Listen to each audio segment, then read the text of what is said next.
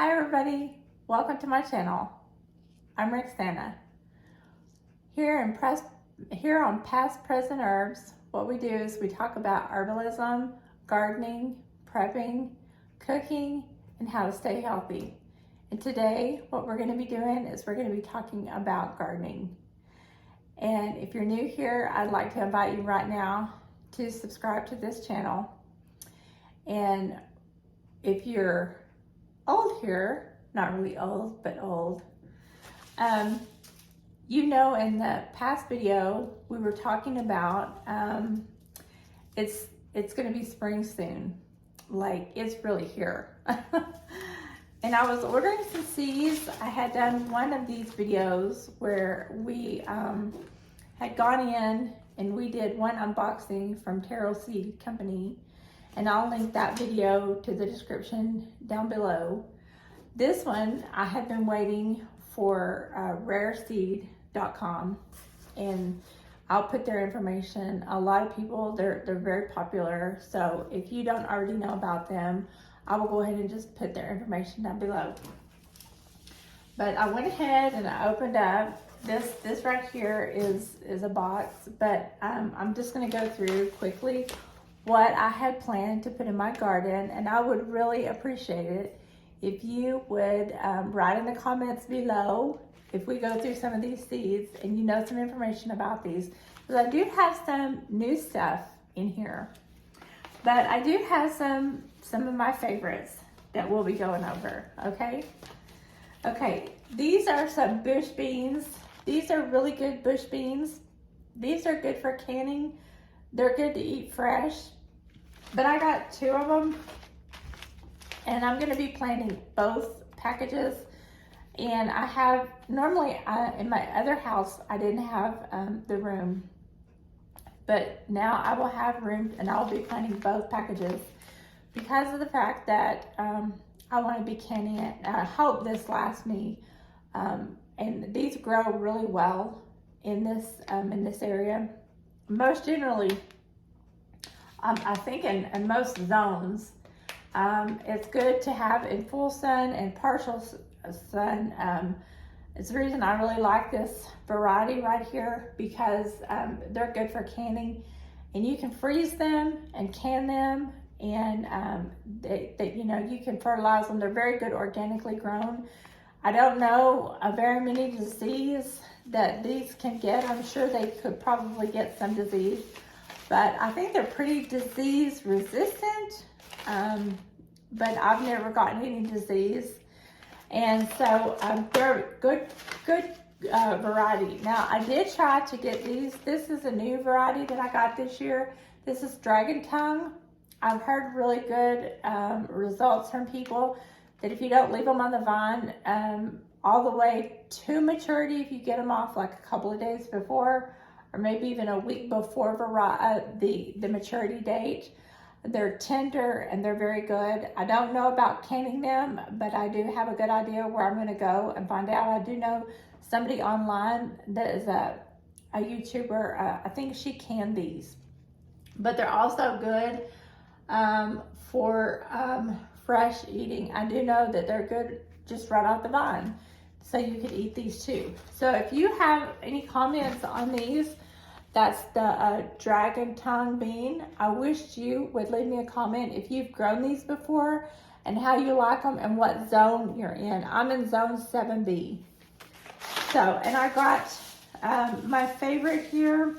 I love this regular. I've grown this before. This is, I got 2 of these. That's the broccoli. I do enjoy growing broccoli, and I do enjoy eating it. I grow this as much as I can in the spring, and it will probably go past spring. But I would enjoy a comment if what zone you're in. And then I tried this once before. I didn't have great success with it, but I went ahead and got this anyway, because it's not that you know, big kind. And I have grown this before, and I've had great success with it. So I think I have still 1 package left. So I got another package. This is something that I'm pretty excited about this year. I've never seen it before. It's a lettuce leaf, but it's basil lettuce leaf. So if you've tried it, please let me know. I'm excited to try it. I love lettuces, and I thought this would be probably a very tasty lettuce. And so I'm pretty excited. I think it will grow here, and I will start some seeds pretty quickly. And just love to put different lettuces together. I think the only lettuce that I don't love, and I just don't enjoy because it doesn't have that much flavor, and that's iceberg lettuce. I'm not an iceberg lettuce person. I will eat it on a taco just to have the crunchiness of it, but I'm just not a big iceberg lettuce person. Now, I'm pretty excited about these 2 tomatoes.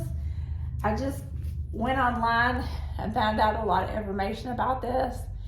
This blue beauty, and there's a black beauty, but I decided to get this. There's lots of comments on this online. There's no cracking, and they say that it is very, very popular. The black beauty is really popular as well. Now, this I think is very good, and it's a very big favorite for a lot of people. Now, I was going to get the black beauty, and I still may get back and get it. These 2 varieties right here are like, once they want them and they want to keep buying them, and they go back every year and buy these year after year. And I think from every state that I was going through, like over and over and over and over, the repeat, and they say that this one right here, it gets not real big, but this is a it says heat mat endures to get it to germinate quicker, 6 to 10 weeks, but it's great for slicing. Oh, it doesn't have, I'm getting confused because, it's an heirloom variety, non-GMO. Of course, most of them all say that, but this was talking about, like, it's doesn't have a lot of seeds, but it's really juicy. I can't remember, but anyway, the thing of this one is that they were talking about the sweetness of the tomato and how good it is. Don't crack a lot. You know how you get some tomatoes that might be good, but you don't get that many of them in the house because they crack open and they split, and then you get a lot of disease on them and stuff like that. But this one doesn't. This one, it's not real big like a beefsteak, but it's really good. It ripens really good, and see, you've got one there. But I do like the Blue Beauty. It looks really nice. And I had one almost like this, but I forgot the name of it. It might have been a Black Beauty, and it didn't crack a lot. And I would pick it right before it got completely ripe and bring them inside and let it finish there on the windowsill, and it was really nice. So I'm excited about this one. I got the Amish paste. I like the Amish paste. That's kind of like a, they're good for canning, and I'm trying to get some. It's a plum shaped. This to me is like a, what am I trying to say? This one and this one here is kind of like your, what is that one? Roma tomatoes. These 2 right here. And I don't really know how to say this. This one doesn't hardly have any seeds in it. This is the Graplano, and it is the winter grape tomato. These 2 here are probably be really good. I really love grape tomatoes, and I really love the Amish paste tomato.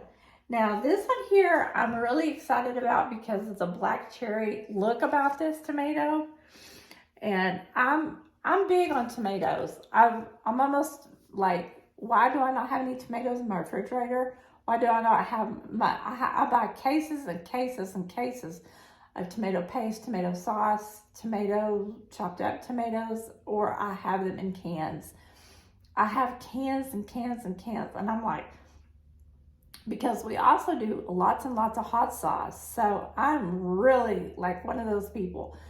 I mean, I'm cooking with them all the time. I love tomatoes. And for somebody to tell me that I can't eat tomatoes, I'm like, I just can't.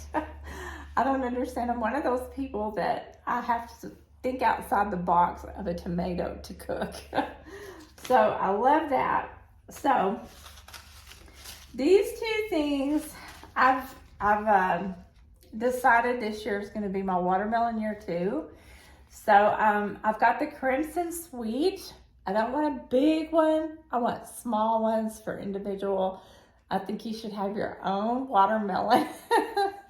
No sharing in this family.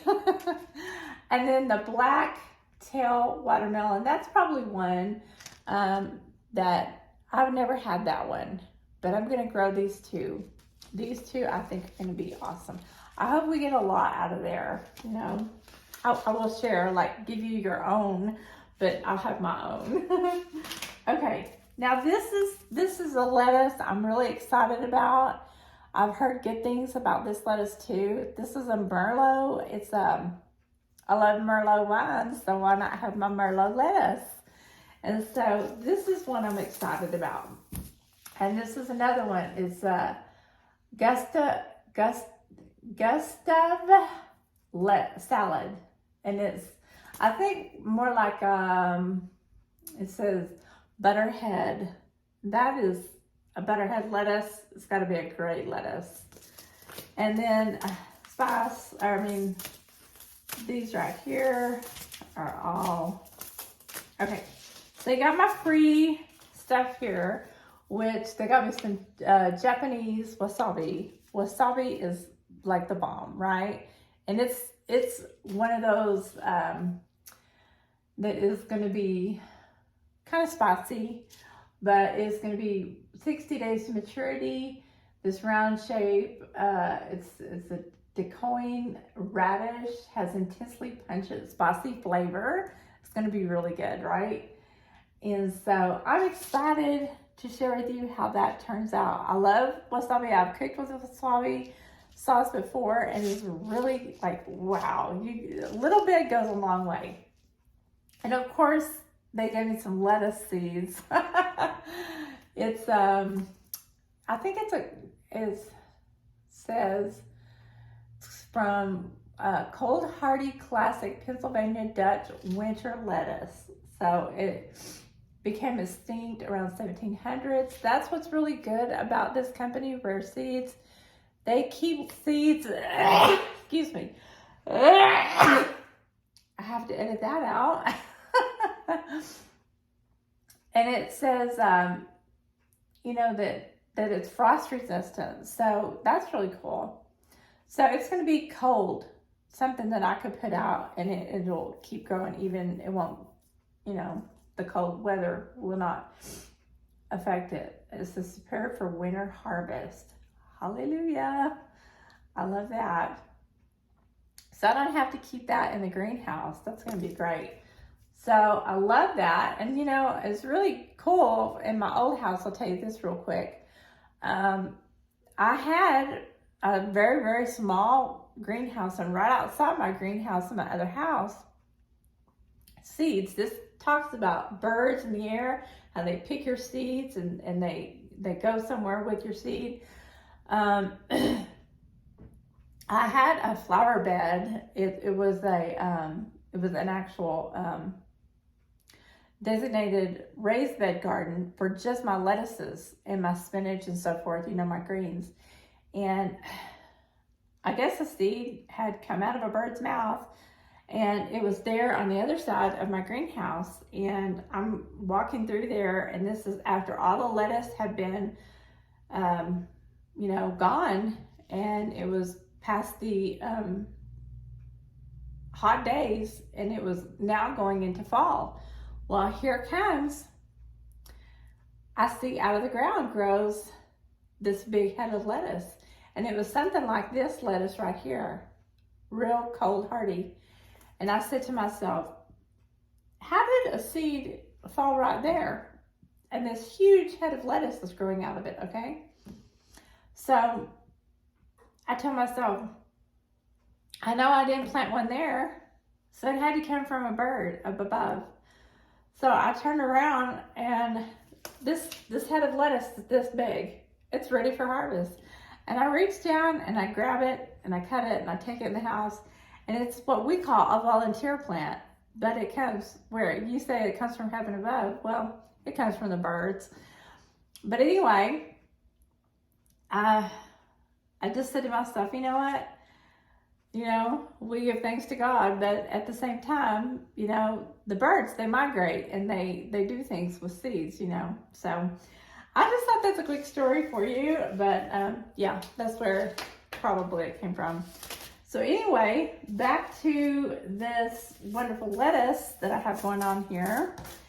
Now on to the herbs, my wonderful favorite variety of all. Okay, sorrel, if you've ever had sorrel is wonderful. I grabbed this real quick at a nursery one day, and it makes a great addition to salads. It's a lemony flavor to add instead of just putting like lemon juice on your salad. This is the tangy, people in Europe, Asia, and even Africa, they grab this. It's very nutritious, and you add it, and once you eat sorrel, you will never go back. You will love this and grow this in your garden all the time. St. John's wort is something that I've got. I'm always telling people, if you're interested in medicinal herbs, grow your own, because there's always a time you're gonna have to buy some medicinal herbs. I don't think we're ever gonna get away from that, but if you can always grow your own medicinal herbs, draw them, freeze draw them, and then have them for when you need them, because you're always, for me, being an herbalist, you're always going to need to make medicine, and that's what I do. I teach on herbalism. And lemon basil, oh, that is a wonderful herb to have. It's culinary and it's medicinal as well. Marshmallow, that is going to go with something that I'll have coming up next. These two herbs, mullein and marshmallow, I make great herbal medicine out of these two. Love these two together and cold and flu season time. These are medicinal. Can't cook with them. This one is elecampane. Elecampane is one that I'm going to be adding. I have grown these other two herbs, but this herb right now, I've never, this I have it in my store, which I'll link down in the description below under show more. But this one is one I'm going to be adding to my medicinal herb garden. And this one is going to be great for also the cold and flu season, which we're coming out of, yay. But this one right here is another medicinal herb. So yes, you can go to rareseed.com and you can get all your culinary herbs, you can get your fruits and vegetables, and you can get your medicinal herbs. So yes, I'm really excited about all of these. Some that are my faithful and true and trusted, and some that are resistant to disease. Some that are, I'm just excited. Oh, I forgot the big box. What am I talking about? I forgot the big box. This one is an antiviral. This one is garlic, yay. This one you can plant out in your garden. You can plant it out there as soon as you want, but it takes time. It's not anything that's going to be like, and there's like 6 bulbs in here, so you'll get a lot out of 6 bulbs. But yeah, this is the garlic. This is the Italian purple garlic, so it's the hard neck. So anyway, yeah, I just wanted to go over all this with you, let you know what is going to be going in my garden, and I am curious to see and hear what's going to be going on in your garden. Everybody, we live in different zones. Some of us can't plant this. Some of us, excuse me. Some of us live in wetter climates. Some of us live in drier climates. Some of us can plant a lot more. Some of us can plant less. I've got my calendula coming up. I've got my chamomile coming up. I've got my mixed edible flowers coming up in a pot out there in my sunroom. And my lettuce still hasn't come up. My tomatoes or my peppers, I think my peppers have not come up, but some of my tomatoes are starting to come up through the soil just a little bit. But you know, things are starting to bud around here right now, and it's at the beginning of March. Things are starting to bud. Very little buds out in the front of my house, out in the back of my house.